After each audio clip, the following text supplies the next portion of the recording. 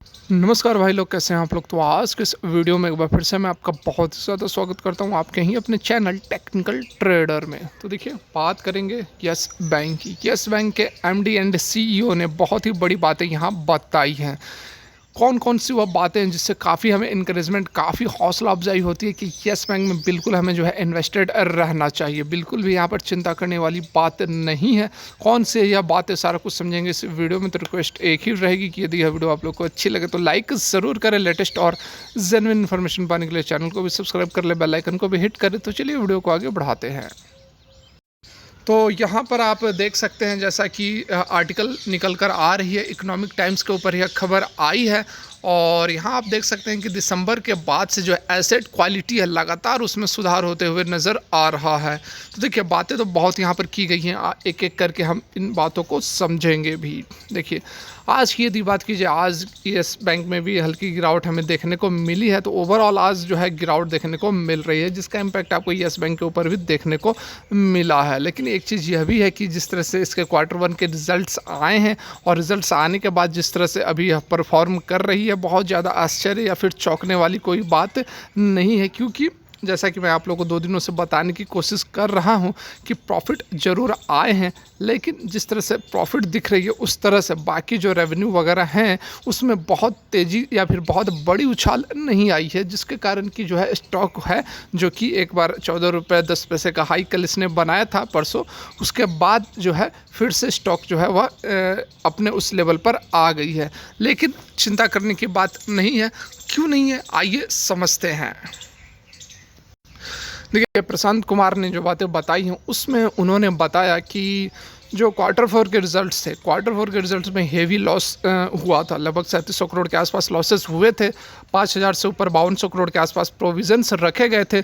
तो सॉरी, इस पर उन्होंने बताया कि ये जो प्रोविज़न्स थे, जो लॉसेस Q4 में दर्ज की गए थे, उसके पीछे सबसे बड़ा कारण था एनपीए का होना। और एनपीए का होना कोई नई बात नहीं है। एनपीए तो शुरू से यस बैंक का सिरदर्द बना हुआ है। लेकिन जो पिछले क्वार्टर में जो इतने अधिक प्रोविजंस इसलिए रखने पड़ गए क्योंकि सुप्रीम कोर्ट का जो फैसला था, जो कि मोरेटोरियम रखा गया था और उसके बाद फिर से जो इससे चेंज किया गया, तो सारा का सारा जो मोरेटोरियम पीरियड के समय जो अमाउंट ड्यू था वह सारा का सारा जो है एनपीए में कन्वर्ट हो गया। तो जिसके कारण कि यहाँ पर बहुत ही ज़्यादा प्रेशर पड़ा बैंक पर। और Q4 में उस फैसले को मद्देनज़र रखते हुए हेवी प्रोविजंस रखने पड़े, जिसके कारण कि Q4 में हेवी लॉसेस भी कंपनी को, बैंक को शो करना पड़ा। तो यहाँ पर आप देख सकते हैं, सबसे बड़ी बात जो निकल कर आ रही है, जो कि सीईओ एमडी प्रशांत कुमार ने बताई है, वो यहाँ पर आप देख सकते हैं कि जो नए एनपीएस हैं, the formation of new NPS have slowed down and our effort on the recoveries and the resolution continues.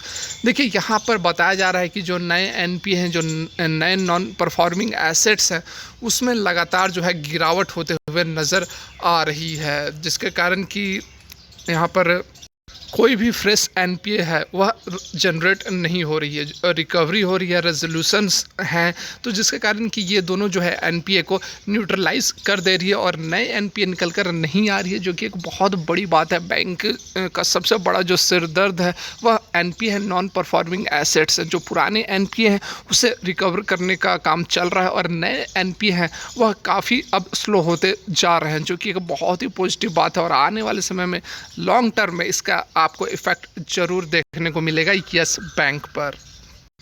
आगे उन्होंने कहा कि जो कोविड का सेकेंड वेव का जो इम्पैक्ट था वह ऑलरेडी Q1 के रिजल्ट्स में देखने को मिल गया और आगे आने वाले क्वार्टर्स में आपको प्रॉफिटेबल होते हुए नज़र आएगी कंपनी। उसके साथ में उन्होंने यह भी कहा कि मार्च अप्रैल के समय, अप्रैल मई के टाइम पर कलेक्शन इफ़िशियंसी जो था वह डाउन होकर 83-84% के आसपास हो गई थी। और अभी रिसेंट में जो कलेक्शन इफ़िशियंसी है वह फिर से अपने प्री कोविड लेवल पर 93-94% के आसपास आ गई है, जो कि एक बहुत ही बड़ी बात है। उसके साथ में उन्होंने यह भी कहा कि वह काफ़ी कॉन्फिडेंट हैं कि आने वाले समय में जो बैंक है ज़बरदस्त परफॉर्म करेगी और जो एनपीए है वह लगातार कम होता जाएगा। क्योंकि उन्होंने यह भी कहा कि जो जिस तरह से वैक्सीनेशन चल रही है, जिस तरह से लोगों को वैक्सीनेट किया जा रहा है, जितना अधिक लोग वैक्सीनेट होते जाएंगे उसके बाद कोविड का इम्पैक्ट बिल्कुल यहाँ पर कम होता हुआ नज़र आएगा। और अगर कोविड का इम्पैक्ट ख़त्म हो जाता है, मिनिमम हो जाता है, तो उसके बाद बैंक का एक्चुअल रूप आपको देखने को मिलेगा। गवर्नमेंट ऑफ इंडिया भी ऑलरेडी यहाँ पर बात कह चुकी है कि लास्ट दिसंबर तक, मतलब कि इस साल के अंत तक मैक्सिमम आपको 18 साल से ऊपर के जो लोग हैं, जो व्यक्ति हैं, उनको वैक्सीनेट कर दिया जाएगा। तो यहाँ से देखिए कोविड का जो समस्या है, यदि उसे सॉल्व कर लिया जाता है तो उसके बाद बहुत ही बड़ी यहाँ पर बात होगी फाइनेंशियल इंस्टीट्यूशन के लिए, और सबसे स्पेशली यहाँ पर यस बैंक के लिए। वहीं रिटेल और एमएसएमई की जब उनसे बात की गई तो उस पर उन्होंने कहा कि थोड़ी बहुत यहाँ पर, जैसे कि मैक्सिमम जो पॉपुलेशन है वह रिटेल और एमएसएमई के अंदर ही आती है, मतलब कि लघु उद्योग और जो रिटेल कस्टमर्स होते हैं उनके अंदर आती है। तो यहाँ पर जिस तरह से कोविड का इम्पैक्ट था वह मैक्सिमम लोगों पर था, मैक्सिमम जो नॉर्मल पीपल हैं उन पर था, तो जिसके कारण कि थोड़ी बहुत यहाँ पर एमएसएमई और रिटेल इफेक्ट जरूर हुआ था, एसेट क्वालिटी जरूर इफेक्ट हुई थी। लेकिन अब जाकर अभी की जो बात की जा रही है, उन्होंने यह भी कहा कि रिटेल और एमएसएमई का जो कलेक्शन एफिशिएंसी था वह प्री कोविड लेवल पर जितना था उतना अब होता हुआ नज़र आ रहा है, जो कि एक अच्छी बात है, एक पॉजिटिव बात है।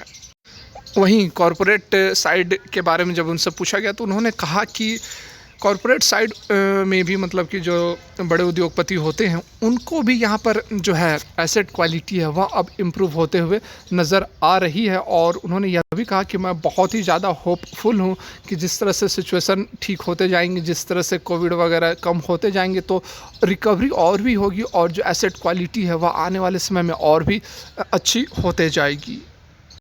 उसके बाद जब उनसे पूछा गया कि रिटेल कस्टमर्स यस बैंक के साथ अपना डिपॉजिट रखना चाहते हैं या नहीं, इस बारे में रिटेल इन्वेस्टर्स जो हैं, रिटेल कस्टमर्स जो हैं, वह कैसे कॉन्फिडेंट हो सकते हैं यस बैंक को लेकर, क्या वो अपना hard earned money yes bank में जमा करना पसंद करेंगे? तो उस पर MD and CEO Prashant Kumar ने कहा कि इवन दो, मतलब कि Q1 जैसे जो बहुत ही एडवर्सली हिट था, एडवर्सली अफेक्टेड था कोविड के सेकंड फेज के कारण, सेकंड वेव के कारण, उसके बावजूद उस पीरियड में भी हमने 1.5 लाख नए कस्टमर्स ऐड किए हैं, और जो हमारा टारगेट है वह 2.5 लाख कस्टमर्स रहने वाला है पर क्वार्टर में। और उसके बाद फिर बाद में उनसे यह भी पूछा गया कि क्या फर्दर जो है फंड रेज वगैरह की बातें हो सकती हैं, क्या फर्दर कोई प्लान है कंपनी का, बैंक का, कि वह फंड रेज करेगी? तो इस पर प्रशांत कुमार ने कहा कि वैसी कोई बात नहीं है, कंपनी के पास पर्याप्त पूंजी है, पर्याप्त पैसे हैं, फिलहाल किसी तरह की फंड्स की कमी नहीं है, सारा कुछ यहाँ पर बढ़िया चल रहा है। लेकिन यदि फर्दर ग्रोथ के लिए हमें पैसे की ज़रूरत होगी तो हम आगे कर सकते हैं, फंड रेज कर सकते हैं। तो देखिए, कहने का मतलब यही है कि सारा कुछ यहाँ पर आने वाले समय में धीरे धीरे आपको बढ़िया होता हुआ नज़र आएगा। 1 साल का समय आप जरूर दें यस बैंक को। जैसा कि प्रशांत कुमार ने बताया कि सारा कुछ यहाँ पर बढ़िया होते हुए नज़र आ रहा है।